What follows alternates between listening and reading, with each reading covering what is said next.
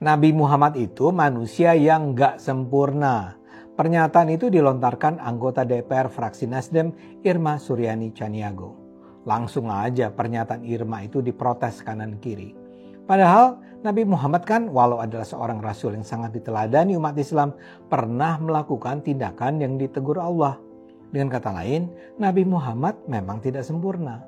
Ucapan Irma sendiri dilontarkan dalam acara Indonesia Lawyers Club. Ketika itu dia sedang membahas kebiasaan publik yang menghina presiden-presiden di Indonesia. Presiden-presiden kita tidak sempurna, Megawati tidak sempurna, SBY tidak sempurna, Soekarno tidak sempurna, apalagi Soeharto ucapnya. Dia kemudian menyebut juga nama Nabi Muhammad. Gak ada manusia yang sempurna, Rasulullah tidak sempurna, walau dia adalah manusia pilihan, kata Irma. Irma sebenarnya sedang mengimbau agar masyarakat gak kebiasaan menghina pemimpin yang sudah berjasa untuk negara. Tapi jadi kontroversial, karena Irma bawa nama Rasulullah dalam argumennya. Menurut Wakil Dewan Pertimbangan MUI, Kiai Haji Muhyiddin Junaidi, pernyataan ini bisa menimbulkan pro dan kontra lebih luas. Dia bahkan nyebut pernyataan kayak gini sering muncul akibat pengaruh sekularisme dan liberalisme. Nampaknya dia menganggap Irma kurang paham Islam secara mendalam. Direktur Syiasah Institute Iwan Januar juga menganggap pernyataan Irma bertentangan dengan nas-nas Al-Quran dan hadis. Menurutnya Rasulullah bukan cuma manusia pilihan, tapi juga punya akhlak terbaik, amanah, cerdas, dan selalu benar. So, Iwan bilang membandingkan Rasulullah dengan para pemimpin biasa itu bisa fatal. Gus Umar, tokoh yang dikenal vokal di media sosial, juga ikut mengkritik. Menurutnya kalau mau membela Jokowi atau Prabowo, tidak perlulah sampai membawa-bawa nama Nabi. Ini malah bikin suasana makin panas dan bisa nyinggung umat Islam. Ketua Umum Kopsus, Nofri Azwar, bahkan menyebut ini masuk pelecehan agama. Tokoh masyarakat lain seperti M. Sharman Cik juga tambahin, kalau Rasulullah itu role model yang sempurna, gak bisa disamain sama manusia biasa. Michael Hart, penulis The 100, pernah menempatkan Nabi Muhammad sebagai tokoh paling berpengaruh dalam sejarah dunia. Ini semakin menegaskan betapa tingginya posisi Rasulullah dalam berbagai aspek kehidupan. Tapi pertanyaannya, apa iya pernyataan Irma ini salah? Kita ngerti ya, bagi umat Islam, Rasulullah bukan manusia biasa. Dalam Islam beliau disebut insan kamil, manusia sempurna dalam akhlak, spiritualitas, dan kepemimpinan. Tapi bukan berarti dia setara Tuhan. Dalam Islam ya cuma Allah yang maha sempurna. Bahkan di Al-Quran saja disebutkan bahwa Rasulullah itu juga pernah ditegur Allah dalam beberapa kejadian. Salah satunya termuat dalam surat Abasa. Dalam surat itu dikatakan bahwa Nabi Muhammad suatu kali mengabaikan kedatangan seorang sahabat yang buta matanya dan meminta nasihat dari Nabi. Nabi mengabaikan permintaan itu karena ia tengah berbincang dengan seorang pembesar kaum musyrik. Bahkan ia menampakkan wajah masam ketika itu. Karena itulah Allah menegurnya melalui surat Abasa tersebut. Jadi ini adalah bukti Nabi tetap punya sisi manusiawi. Karena itu pernyataan Irma ya betul belaka. Tidak perlulah Irma dianggap melecehkan agama atau terpengaruh sekularisme dan liberalisme. Yuk bangun ruang diskusi yang lebih sehat. Pernyataan Ade Armando untuk membela kesalahan fatal seseorang yang mengatakan bahwa Nabi bukan manusia sempurna dengan membawakan surat Abasa adalah kesalahan di atas kesalahan. Dan tanpa dasar ilmu yang dia miliki juga sebenarnya bukan bidangnya untuk membahas hal itu. Sehingga masuk dalam ranah penghinaan kepada Nabi SAW. Dia membenarkan bahwa Rasulullah pernah ditegur Allah karena bermuka masam dan mengabaikan di saat sedang berbincang-bincang dengan seorang tokoh kafir. Dan itu merupakan sisi manusiawi Nabi. Untuk lebih jelasnya, mari kita lihat surat Abasa. Dia bermuka masam dan berpaling karena seorang tunanetra telah datang kepadanya. Tahukah engkau, boleh jadi dia ingin menyucikan dirinya dari dosa. Abasa memiliki arti dalam bahasa, yaitu orang yang bermuka masam atau muka yang terlihat tidak suka pada sesuatu. Tahukah Ade Armando bahwa kata Abasa di dalam Al-Quran disebut sebanyak 2 kali, yang Yang pertama, surat Abasa itu sendiri, dan yang kedua terdapat dalam surat Al-Mudaththir. Allah berfirman, kemudian dia berwajah masam dan cemberut. Mari kita lihat dalam surat Al-Mudaththir ini ditujukan kepada siapa kata Abasa. Dalam kitab tafsir Ibn Katsir, salah satu ulama Ahlus Sunnah, jilid 8 yang diterbitkan oleh Darut Tibah, cetakan pertama tahun 1997, halaman 267. Diriwayatkan dari Ikrimah bahwa Walid bin Mughirah datang kepada Nabi dan seterusnya. Dalam surat Al-Mudaththir bahwa kata Abasa ditujukan kepada seorang kafir. Apakah mungkin kata Abasa juga dinisbatkan kepada Rasulullah? Apalagi beliau bermuka masam kepada orang yang tidak melihat. Bukankah ini perbuatan yang sia-sia? Sekarang kita masuk kepada kata yang kedua, yaitu tawalla. Arti kata tawalla yaitu berpaling, yang mana Ade Armando yakini bahwa Rasulullah melakukannya kepada orang buta. Dan perlu Anda ketahui, sebagian besar kata tawalla di dalam Al-Quran dinisbatkan kepada orang kafir. Sebagai contoh, dia tidak membenarkan Al-Quran dan Rasul dan tidak melaksanakan sholat, akan tetapi dia mendustakan Al-Quran dan berpaling. Maka ingatkanlah, karena sesungguhnya engkau ya Rasulullah hanyalah yang mengingatkan. Engkau bukanlah orang yang berkuasa atas mereka, kecuali bagi yang berpaling dan kufur. Bagaimana pendapatmu kalau terbukti dia berada di dalam kebenaran atau dia menyuruh bertakwa kepada Allah? Bagaimana pendapatmu kalau dia mendustakan kebenaran dan berpaling? Kita sudah mengetahui bahwa dua kata yaitu abasa dan tawalla selalu dinisbatkan untuk orang kafir. Namun Anda yang politikus ini menisbatkannya sebagai teguran untuk Rasulullah. Belajar agama di mana, Pak? Sekarang kami berikan penjelasan kepada Anda yang bukan ahli dalam ilmu keagamaan ini. Apa yang dinyatakan salah satu ulama besar Ahlus Sunnah mengenai surat Abasa? Dalam kitab Ismatul Anbiya, karya Fakhrul Razi, salah satu ulama Ahlus Sunnah yang diterbitkan oleh Maktabah As-Saqafah Ad-Diniyah, cetakan pertama tahun 1986,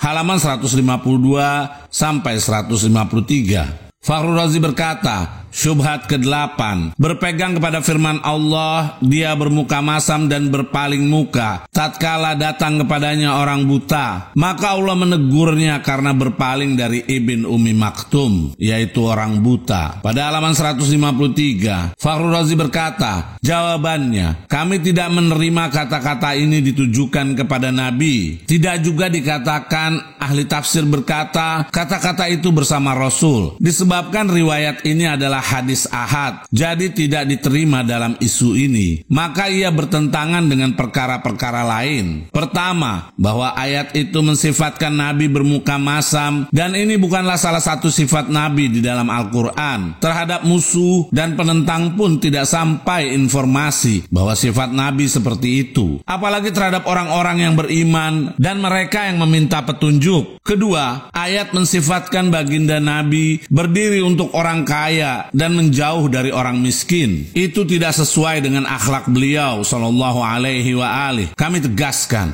itu tidak sesuai dengan akhlak beliau sallallahu alaihi wa alihi. Yang ketiga, tidak dibenarkan berkata tentang Nabi dengan ayat ini, dan tidak ada tanggungan bagimu jika ia tidak menyucikan diri. Sesungguhnya dorongan ini menyingkirkan kepedulian Nabi akan iman umat, dan sifat itu tidak layak. Kami tegaskan, sifat itu tidak layak bagi orang yang diutus dengan dakwah dan peringatan.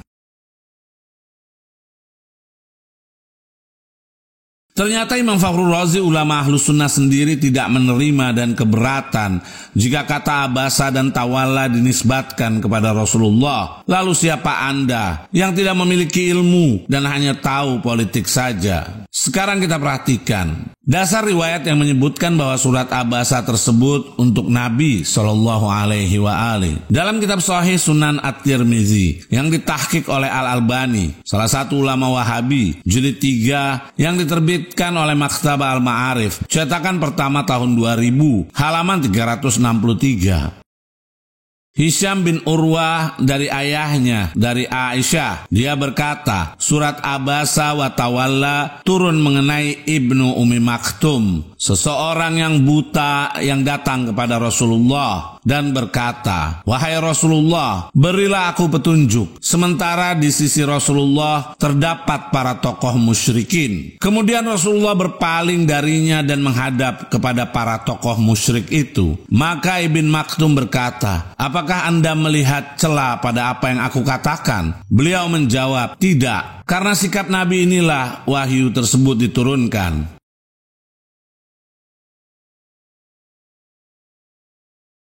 Kerancuan dari sisi redaksi riwayat ini bahwa Rasulullah berpaling dari orang buta tersebut sehingga dia bertanya kepada Rasulullah, apakah Anda melihat celah pada apa yang aku katakan? Beliau menjawab, tidak. Pertanyaannya adalah, bukankah Ummi Maktum seorang yang buta? Dari mana dia mengetahui jika Nabi bermuka masam dan berpaling darinya dengan mengatakan, apakah Anda melihat celah pada apa yang aku katakan? Sekarang kita wajib mengetahui bagaimana atau kedudukan Nabi di sisi Allah, sehingga nantinya tidak mudah berani mengatakan beliau sallallahu alaihi wa alihi bermuka masam dan berpaling dari orang buta. Allah berfirman, sesungguhnya engkau, Nabi, berbudi pekerti yang agung. Dari ayat ini sangat jelas bahwa Allah subhanahu wa ta'ala langsung yang memuji akan ketinggian budi pekerti Rasulullah. Namun Anda meyakini bahwa beliau sallallahu alaihi wa alihi seakan-akan tidak memiliki adab karena bermuka masam kepada orang yang tidak melihat. Sekarang mari kita lihat ayat lain tentang pribadi agung Nabi. Allah berfirman, sungguh pada diri Rasulullah benar-benar ada suri tauladan yang baik bagi kalian. Jika Nabi bermuka masam dan berpaling dari orang buta yang ingin mensucikan dirinya dan mendapatkan pengajaran, di mana letak suri tauladannya? Mari pemirsa simak, apa syarat jika seseorang ingin dicintai oleh Allah? Allah berfirman, katakanlah Nabi Muhammad, jika kalian mencintai Allah, maka ikutilah aku. Niscaya Allah akan mencintai kalian dan mengampuni dosa-dosa kalian. Dalam ayat ini, dengan jelas Allah menyatakan kita wajib mengikuti semua tindak tanduk Rasulullah jika ingin dikelompokkan orang-orang yang dicintai oleh Allah. Namun anehnya di sisi lain, Anda meyakini bahwa manusia yang harus diikuti tadi bermuka masam kepada orang buta. Jika demikian, kita pun harus mengikuti apa yang beliau sallallahu alaihi wa alihi lakukan. Di mana akalmu, wahai Ade Armando? Tuduhan yang mengatakan Rasulullah dapat melakukan kesalahan dikarenakan beliau adalah manusia biasa, didasarkan atas pengetahuan yang dangkal, yaitu jika terdapat perbuatan dari sisi kemanusiaan, maka akan melazimkan kesalahan dan membayangkan bahwa semua manusia pasti berbuat salah, sehingga kemudian melekatkan sisi kemanusiaan dengan kesalahan. Meskipun tidak ada kaitannya, adapun sisi kemanusiaan terbentuk dalam beberapa hal, seperti makan dan minum, sehingga jika tidak demikian, lantas bagaimana beliau sallallahu alaihi wa alihi dapat menjadi contoh bagi manusia lain? Karena ayat berbunyi, sesungguhnya telah ada pada diri Rasulullah itu suri tauladan yang baik bagi kalian. Allah tidak menciptakan para malaikat sebagai rasul untuk manusia, karena mereka bukan dari golongan manusia, sehingga Allah menciptakan pemimpin manusia yang berasal dari golongan mereka agar menjadi suri tauladan bagi manusia lain. Adapun yang patut kita pertanyakan pada mereka tentang ayat yang menunjukkan bahwa Nabi merupakan suri tauladan yang baik bagi kita adalah dari sisi manakah mereka akan mengambilnya? Apakah dari sisi wahyu ataukah dari sisi kemanusiaan? Kemudian apa juga pendapat yang akan mereka katakan tentang ayat ini? Katakanlah, jika kalian mencintai Allah, maka ikutilah aku. Yaitu, apakah dalam mengamalkan ayat ini mereka akan mengikuti Nabi dalam dimensi kewahyuan saja, ataukah juga dalam dimensi kemanusiaan? Selain itu juga terdapat ayat lain yang dengan jelas mengatakan,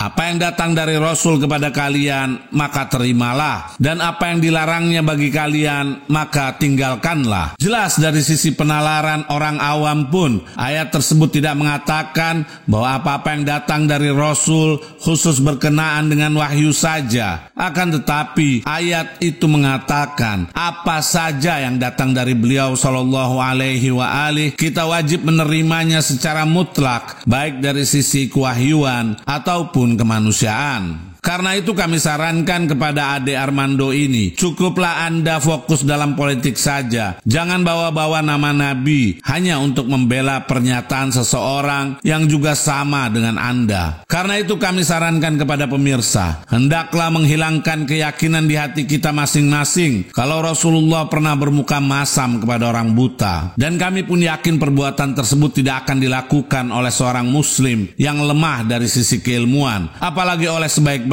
makhluk Allah. Kami hanya ingin mengingatkan kepada Ade Armando sebuah riwayat dari Rasulullah. Jika suatu urusan diserahkan kepada yang bukan ahlinya, maka tunggulah kehancuran.